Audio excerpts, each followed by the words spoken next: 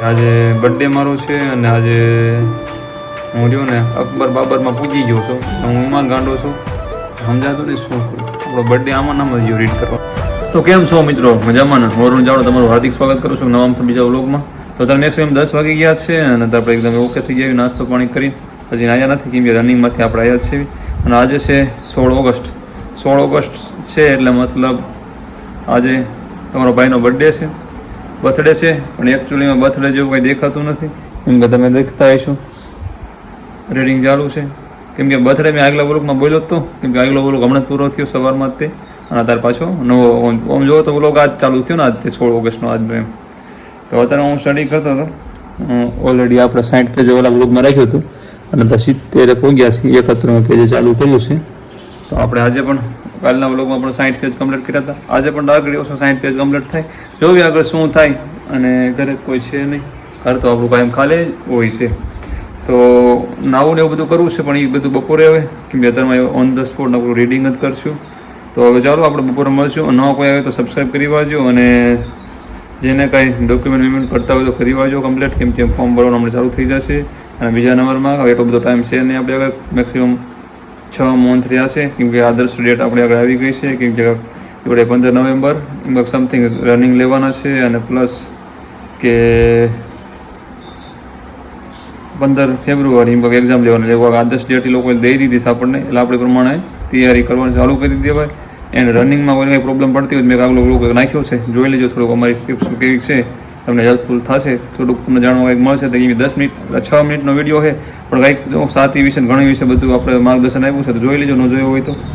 અને સબસ્ક્રાઈબ કરી વાળજો કોઈ નવા આવ્યા હોય ને તમારા ભાઈને. તો ચાલો મળવી પાછા આગળ, કેમ કે બપોરે મળવી હાલો ને ભાઈ ત્યાં સુધી ઘડી રીડિંગ કરી વળી. કેમ કે ફોન અત્યારે ઓલરેડી 2 ફ્લાઇટમાં પડ્યા છે એટલે અત્યારે તો ઓન ધ સ્પોટ રીડિંગ જ કરવાનું છે આપણે. 12 વાગ્યા નહીં, 12 નહીં 1 વાગ્યા સુધી ખેંચી લેવું છે. તો ચાલો 11:45 જેવો ટાઈમ થઈ ગયો. 15 મિનિટનો ટાઈમ એવો છે કે આપણે થોડુંક મોઢું ફ્રેશ કરવું છે, પાણી પીવું છે અને થોડુંક ચા મસ્ત પીવી છે બનાવી. તો જો ભાઈ આપણે આ તો પર્સનલ બુક છે, નોટ કરતા જઈએ છીએ.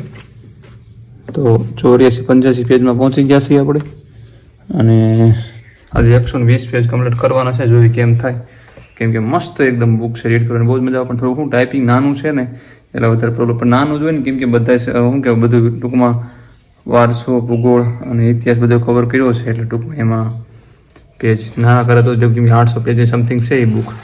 અને આ પર્સનલ બુક છે, આ પર્સનલ બુકમાં આપણે વિભાગ આ રીતે પાડ્યો છે, પેજથી વિભાગ પાડ્યો છે. આમાં ટૂંકમાં 40 પેજ છે પ્લસ 800 પેજમાં 40 પેજ બનાવવા છે આપણે મસ્ત એકદમ શોર્ટમાં જોરદાર.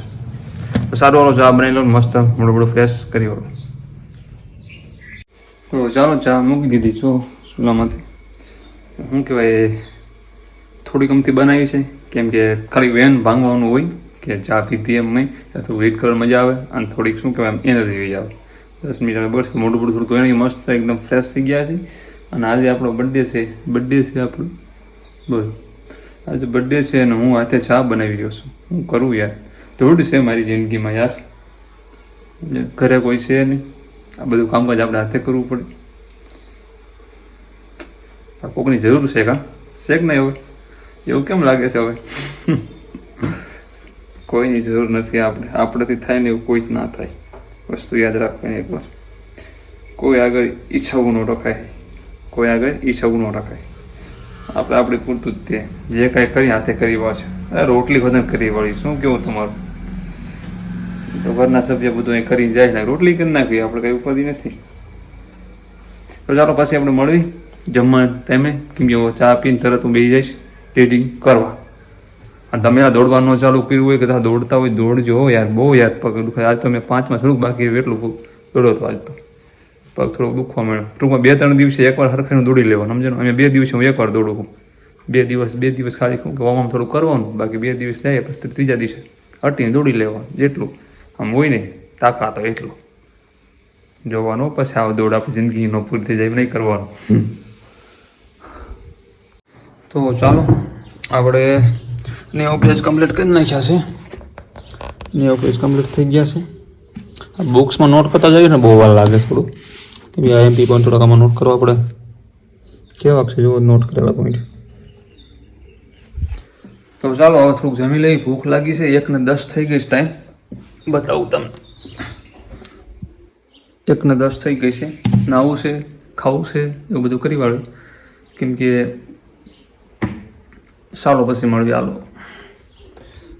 તો ચાલો અત્યારે 4:45 જેવો ટાઈમ થઈ રહ્યો છે. 5 15 મિનિટની વાર છે. તો હવે ચા પીવાની હતી. એમાં એવું તો પછી હું ખાઈ ને જમીને વખત થઈ ગયો હતો. આ તો ફ્રેશ થઈ ગયો હતો.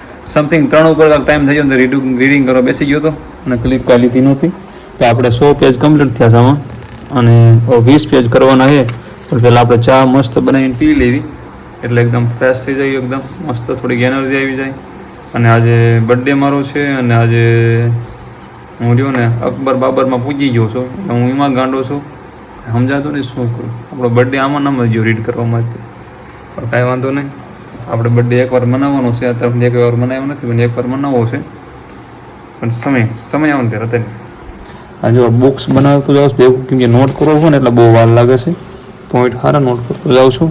અને ઘણા લોકો કમેન્ટ મારી કે ભાઈ આની PDF દો. ભાઈ 4 મહિના મહેનત કરીશ, 4 મહિના મહેનત કરીને બુક બનાવી. હજી આમાં કમસે કમ 2 મહિના જોશે. 2 મહિના થશે ને એટલે બધું કન્ટેન્ટ ત્યારે એમાં આવશે. ગણિત રિઝનિંગ અને કરંટ, આ 3 વસ્તુ મૂકતા બીજું બધું કન્ટેન્ટ અંદર વ્યૂ આવશે.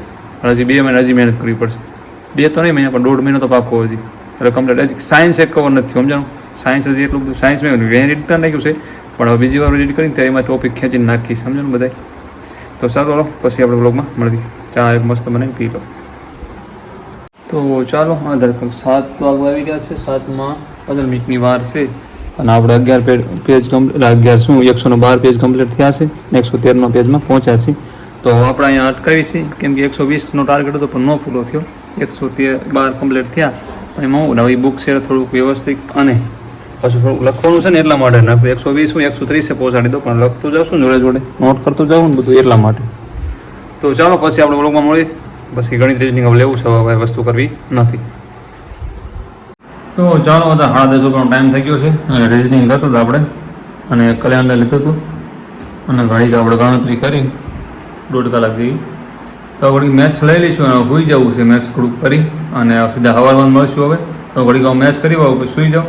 સીધા સવારમાં આપણે મળવી રનિંગમાં. કેમ કે આજ તો સવારમાં રનિંગ નથી કરવું આપણે, કેમ કે પ્રેક્ટિસ કરી. કેમ કે આજ વધારે દોડાઈ ગયું હોય ને, થાક વધારે લાગી ગયો હોય. તો આજે પ્રેક્ટિસ કરીશું સવારમાં, અને થોડું વોર્મઅપ ની રીતનું. અને પછી પ્રમ દિવસ આપણે પાછો એક સારો ચેલેન્જ મારશું રનિંગનો. તો સારું, હાલો સવારમાં મોર્નિંગમાં જ આપણે મળવી. તો ચાલો, તમે રનિંગમાં આવી ગયા હતા. થોડુંક હાલીએ, 4 કિલોમીટર જેવું હાલ્યા છું. પાછું 3 કિલોમીટર કાપીને આમ જવાનું જ ઘર બાજુ. જો ઓલા કેવા દન મારે, જો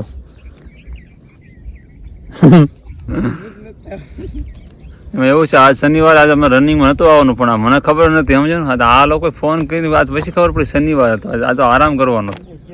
હે એમ કરે શું થાય? એમ કીધા શું થાય? સહી ઠીક, આમ ફ્લાંગો સારી લાગે એમ. વોર્મઅપ કરી છે બેઠા બેઠા. જો તો ચાલો, ઘરે ગયા છીએ, અને 7:30 જેવો ટાઈમ થઈ ગયો છે. અને તો પગ બહુ જ દુખે છે, કેમ કે એનું કારણ એવું છે કાલની થોડી વધારે તકલીફ નડી છે. કેમ કે કાલે દોડાતો ને બહુ જ જોઈએ, એટલે પ્લાન કરી રહ્યા છીએ.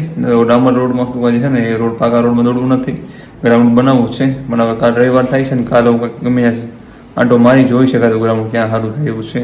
તો એ બનાવશું. મને પગ બહુ જ દુખવા મળે છે મારી, અને ભરાઈ જાય છે બહુ જ, કેવડાવે છે. પણ એક વસ્તુ છે કે એમાં દોડે એટલે એ પાછું ન પડે. પણ એનું તો કાંઈ બહુ છે ને, પણ મને શું ગોળ દોડવાની આપણી હેબિટ પડી જાય ને તો સારું, સમજાણું. આ સીધે સીધું દોડવાનું, ક્યાંક સડા આવે ને ક્યાંક એવું બધું થાય છે ને, તો ક્યાંક શું ક્યાંક ઢાળ આવે ને એવું બધું. આમ વધારે પડતું શરીરને આપણે બેલેન્સ છે થોડુંક એક તો માણ જતું રહ્યું હોય ને, એમાં પછી સડા આવે ને એવું બધું થાય, ઢાળ ટોળિયા એરિયા નહીં બેલેન્સ છે. એટલે શું કહેવાય, ગ્રાઉન્ડ ગોળ હોય ને તો બહુ બેનિફિટ રહે. અને અમારે એક ભાઈ છે ને, ભાઈ આવ્યા હતા. અમારે જે પોતે મામલતદારમાં છે, નાયબ મામલતદાર છે. એમની આજે આવ્યા હતા. કેમ કે એમની આવતા હતા, પહેલાં નહોતા આવતા. વચમાં અમને કામકાજ હતું ને, એટલે રનિંગ ચાલુ કર્યું ને, પછી એમનું કામકાજ હતું, એમને કાંઈ એમાં આવશે.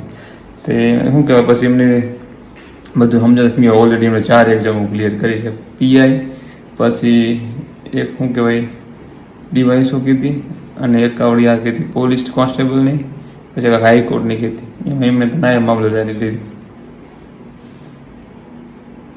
આવી રીતે 3-4 કીધી એમને એક્ઝામ કે પાસ કરી કે, પણ એ બહુ માઇન્ડેડ છે એમની, માઇન્ડ બહુ જબરું છે એમનું. તો સારું બ્લોગ આપણે પૂરો કરીશું. મળ્યો બીજા બ્લોગમાં, ત્યાં હું જય માતાજી.